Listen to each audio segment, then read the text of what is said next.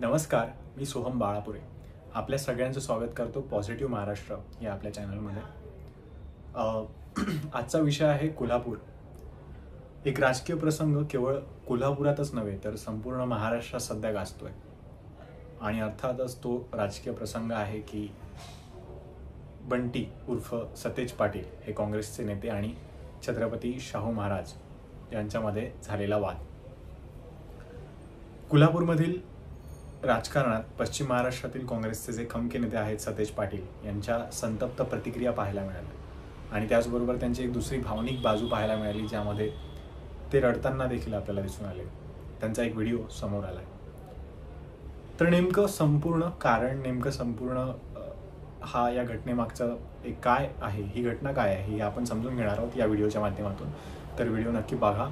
तुम्हाला आमचे व्हिडिओ आवडत असतील तर आमचं चॅनल नक्की सबस्क्राईब करा आणि आम्हाला प्रोत्साहन मिळेल त्यामधून.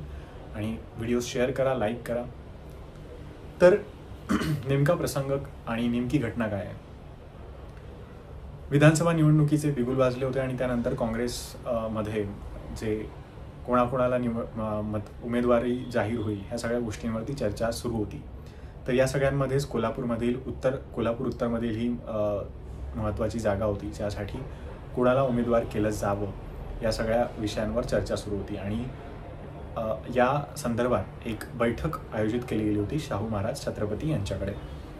तिथे 70हून अधिक नगरसेवक, काही काँग्रेसचे नेते, ज्येष्ठ नेते, त्याचसोबत स्वतः छत्रपती शाहू महाराज, मालोजीराजे आणि त्यानंतर मधुरिमाराजे आणि सतेज पाटील या सगळ्यांची उपस्थिती होती.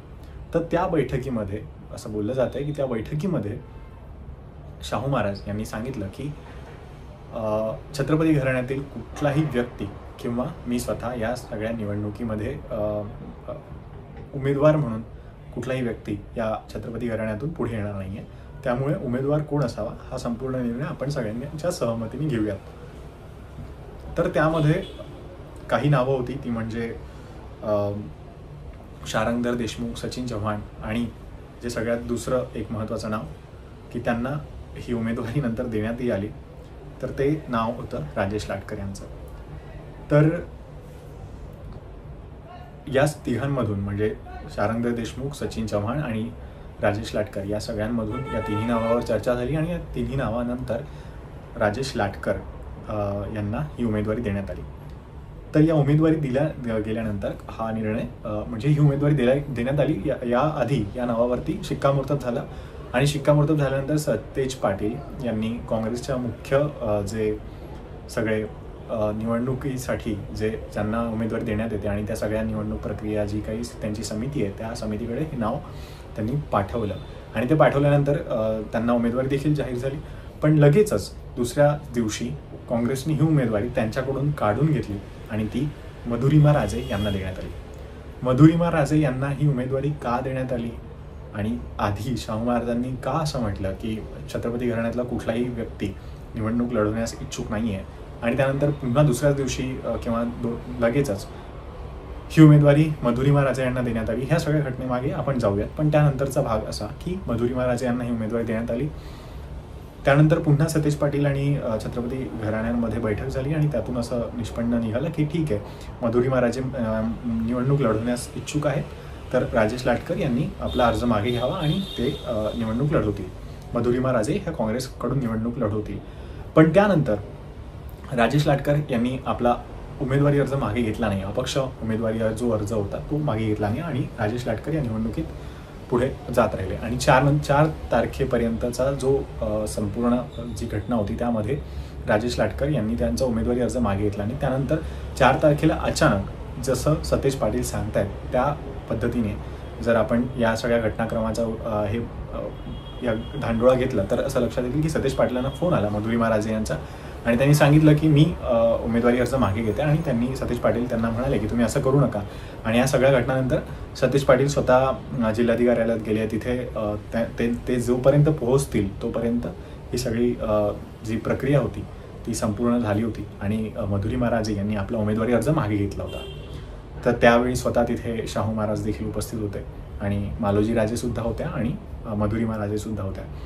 तेव्हा सतेज पाटील यांचा राग अनावर झाला आणि त्यांनी शाहू महाराजांचे जे काही कार्यकर्ते आहेत त्यांच्यावरती त्यांचा राग व्यक्त केला. शाहू महाराजांना देखील त्यांनी म्हटलं की ही बरोबर नाही आहे आणि मला हे आवडलेलं नाही आहे कुठल्याही प्रमाणात. आणि त्यानंतर जे काही बोललं आहे त्या सगळ्यांचे व्हिडिओज आलेच आहेत, तर ते आपण बघू शकता.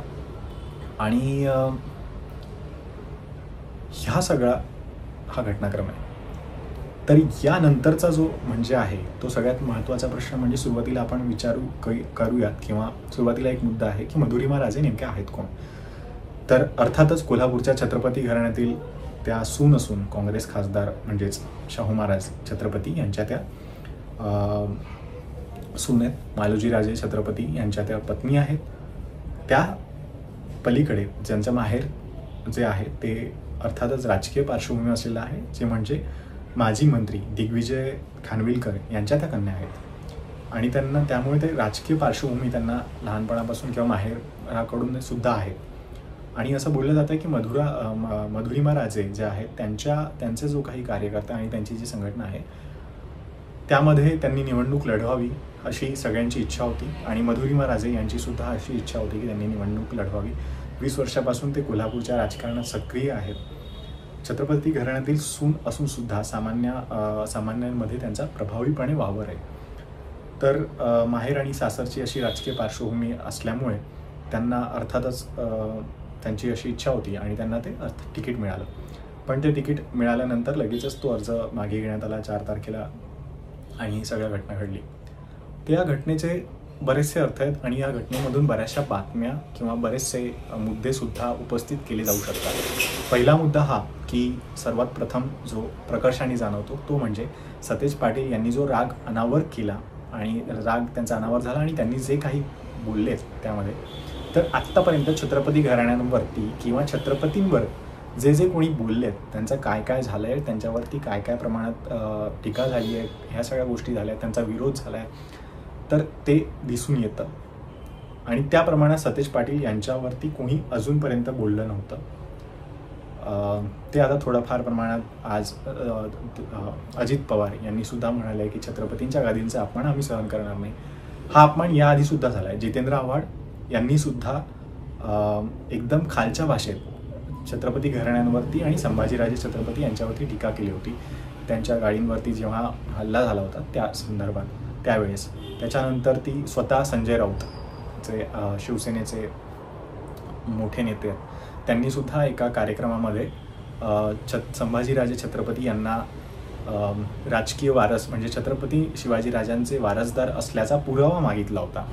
तेव्हासुद्धा त्यांच्यावरती बऱ्याच प्रमाणात टीका झाली होती. आणि हे सगळं घडत असताना सतेज पाटील यांच्यावरती त्या प्रमाणात ते सगळं दिसून आलं नाही आणि लगेच सावरासावर करण्याचा प्रयत्न केला गेला. तो कशामुळे हा सुद्धा एक भाग आहे की सतेज पाटील असल्यामुळे तेवढ्या प्रमाणात विरोध झाला नाही किंवा तो विषय चर्चेला आला नाही, हा एक भाग महत्त्वाचा आहे. तेच जर कोणी इतर व्यक्ती असतं किंवा भारतीय जनता पक्षातलं कुठल्या नेत्याकडून ही चूक झाली असती किंवा कुठल्या आणखी एखाद्या नेत्याकडून चूक झाली असती तर त्याचा कितीतरी मुद्दा हा किती उचलला गेला असता आणि किती विरोध झाला असता, हेच महत्त्वाचं आहे. त्यानंतर दुसरी गोष्ट की जो सतेज पाटील यांच्याबद्दल आपण जर विचार केला तर सतेज पाटील यांचं जे वजन आहे ते आपल्याला लोकसभा निवडणुकीत दिसून आलं आहे की स्वतः शाहू महाराजांना निवडून आणण्यामध्ये सतेज पाटील यांची मोलाची भूमिका आहे. त्यानंतर जयश्री जाधव ज्या कोल्हापूरमधून निवडून आल्या होत्या त्यांनासुद्धा पोटनिवडणुकीमध्ये त्यांनासुद्धा विजयी केलं आहे आणि यामध्ये सगळ्यात जास्त मेहनत आहे ती सतेज पाटलांची. आणि महाडिक यांना कोल्हापूरमध्ये तगडं आव्हान सतेज पाटलांच्या रूपानं उभं राहतं. पण गेली 5 वर्ष त्यांचा अथक परिश्रम सुरू आहे. पण या सगळ्याला कुठेतरी स्वतः काँग्रेसमधूनच काही अंतर्गत वाद आहे किंवा काँग्रेसमधूनच त्यांना विरोध होतोय हे थोडंफार आता दिसतंय. या घटनेमधून तरी एक थोडा अंदाज त्याचा लावला जाऊ शकतोय की सतेज पाटलांचं जे काम होतं की त्यांनी त्यांच्या ज्या निवडणूक समिती आहे त्याकडे राजेश लाटकर यांचं नाव पाठवण्यात यावं किंवा मधुरिमा राजे यांचं नाव पाठवण्यात यावं. पण आधी सुरुवातीला राजेश लाटकर यांचं नाव त्यांनी पाठवलं आणि नंतर स्वतः राजघराण्यातील एखादा व्यक्ती काय म्हणतात त्याला इच्छुक असल्यानंतरही जर सतेज पाटील त्यांच्या एखाद्या कार्यकर्त्याचं नाव सुचवत आहेत तर यामागे काय कारण आहे तर तिथे सतेज पाटील यांची छवी खराब करण्याचा प्रयत्न केला गेला का, हा सुद्धा महत्त्वाचा प्रश्न आहे. आणि त्यानंतर सतेज पाटील यांनी मधुरिमा राजे यांना उमेदवारी दिली, उमेदवारीसाठी दिली जावी यासाठी पुन्हा एकदा शब्द टाकला आणि मधुरिमा राजे यांना ती उमेदवारी मिळाली. पण तोपर्यंत राजेश लाटकर यांनी आपला उमेदवारी अर्ज 4 तारखेपर्यंत मागे घेतला नव्हता. ते अपक्ष म्हणून निवडणूक लढवत होते आणि असं बोललं जातं की मधुरिमा राजे यांना छत्रपती घराण्यातून सुद्धा विरोध होता निवडणूक लढवण्याचा. तर त्यांनी आणि राजेश लाटकर यांनी उमेदवारी अर्ज मागे घेतला नाही, त्यामुळे सुद्धा तो अजून प्रमाणात तो विरोध जास्त तीव्र झाला आणि त्यानंतर त्यांनी त्यानंतर त्यांनी आपला अर्ज मागे घेतला. तर सतेज पाटील यांनी यांचं पुन्हा म्हणजे नाव तिथे खराब झालं, त्याची छवी खराब झाली की सुरुवातीला राजेश लाटकरांना दिला राजघराण्यातील व्यक्ती इच्छुक असल्यानंतरही, आणि राजघराण्यातील व्यक्ती जेव्हा इच्छुक आहेत तेव्हा सुद्धा राजेश लाटकर यांचा बंडखोरी किंवा यांचा उमेदवारी अर्ज मागे घेण्यात सतेज पाटलांना यश आलं नाही. आणि सतेज पाटलांचेच कार्यकर्ते म्हणजे जे आहेत राजेश लाटकर, त्यांचेच जे त्यांचा जी फळी आहे त्यांचीच, तर त्यामधून ते उमेदवार म्हणून निवडून आले, म्हणजे उमेदवार आहेत. तर त्यांनी उमेदवारी अर्ज मागे घेतला नाही. आणि या सगळ्यामधून सतेज पाटलांचं कोल्हापूरमधील राजकीय प्रस्थ हे कमी करण्याचा प्रयत्न केला जातोय. सतेज पाटलांची ताकद कमी करण्याचा प्रयत्न केला जातोय. सतेज पाटलांना एक आव्हान उभं करण्याचा प्रयत्न केला जातोय किंवा त्यांना फसवलं जातंय. ही सगळी गुंतागुंतीचा विषय आणि तो अर्थातच त्यावर अजून जास्त चर्चा व्हायला हवी. पण या सगळ्यानंतर जो हा राजकीय प्रसंग घडला आणि त्यामध्ये असं झालं होतं की कोल्हापूरमध्ये काँग्रेसचा कुठलाच उमेदवार नसेल, पण काँग्रेसने अर्थातच राजेश लाटकर यांना काँग्रेस पुरस्कृत उमेदवार म्हणून घोषित केलं. आणि त्यामुळे एकाच दिवसात हे सगळं घडामोड घडली. आणि सतेज पाटील यांनी बोलताना आपली व्यथा पण उघडपणे व्यक्त केली की काल दिवसभरात त्यांना कोणाला भेटण्याची संधी मिळाली नाही आणि ते एका राजकीय नेत्याच्याच, काँग्रेसच्याच एका नेत्याच्या प्रचारासाठी तिथे दुसऱ्या कार्यक्रमाला म्हणजेच राहुल देसाई यांच्या कार्यक्रमाला गेले होते आणि तिथूनच ते आले आणि त्यांनी संपूर्ण घटनाक्रम हा सांगितला. काय घडलंय याबद्दल मला काहीही माहिती नाही. मी त्यांच्यावर टीका करणार नाही, म्हणजेच मधुरिमा राजे यांच्यावर टीका करणार नाही. त्यांनी निर्णय घेतला त्याबद्दल मी काहीच बोलू शकत नाही. आणि छत्रपती शाहू महाराजांविषयी त्यांनी आदर व्यक्त केला आणि गादीचा सन्मान कायम राखणार असं ते बोलले. आणि हा वाद इथे संपला असून या वादावर आता पडदा टाकला जावा. पण आणि शाहू महाराजांनी सुद्धा त्यांची भूमिका स्पष्ट केली की काँग्रेसचे जे आपले आमदार आहेत सतेज पाटील यांनी कुठल्याही पद्धतीने आपला अपमान केला नाही आणि अपमान होईल असं काही पाटील यांच्याकडून घडलं सुद्धा नाही असं त्यांनी नमूद केलं. पण या प्रकरणाचा एकंदरीत आगामी निवडणुकीवर काय परिणाम होईल हे पाहणं खूप जास्त औत्सुक्याचं ठरणार आहे की नेमकं काय होणार. आणि या निवडणुकीमागे किंवा या घटनेमागे सतेज पाटलांचं खच्चीकरण करण्याचा प्रयत्न केला जातोय का, सतेज पाटलांना त्यांचं जे वाढता प्रस्थ आहे ते कमी करण्याचा प्रयत्न केला जातोय का, ही सगळ्यात मोठी महत्त्वाची बाब आहे. तर तुम्हाला याबद्दल काय वाटतं, तुम्ही या घटनेचा काय विचार करता आणि सतेज पाटलांबद्दल तुम्हाला चालू असलेल्या अंतर्गत राजकारणावरती काय बोलायचं आहे, या सगळ्यांबद्दल तुम्ही आमच्या कमेंट बॉक्समध्ये कमेंट करू शकता. तुम्हाला आमचा व्हिडिओ आवडला असेल तर लाईक करा, शेअर करा आणि सबस्क्राईब करा. धन्यवाद.